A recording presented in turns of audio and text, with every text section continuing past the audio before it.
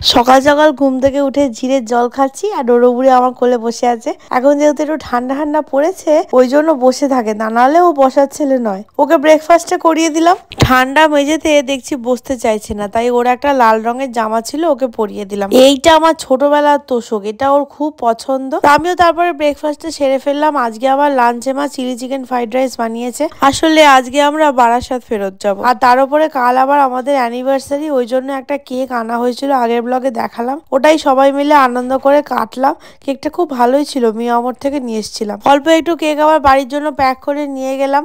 এইবারে প্রায় 1 মাস মতো বাড়িতে ছিলাম, তো এখন ডোডো বুড়োকে ছেড়ে চলে যেতে একটু খারাপই লাগছে। আস্তে আস্তে তো আবার হায়দ্রাবাদে ফেরত যাবার সময়ও চলে আসছে। যাই হোক, আমরা বেরিয়ে পড়লাম। তারপরে বাড়ি পৌঁছাতে একটুখানি সন্ধ্যেই হয়ে গেছিল। বাড়ি ফিরে আমার আবার অফিসের কিছু কাজ ছিল, ওগুলো শেষ করলাম। আশিস আমাকে রাতে ছিলাম আনি। আজকের জন্য এইটুকুই, আবার দেখা হবে, টাটা।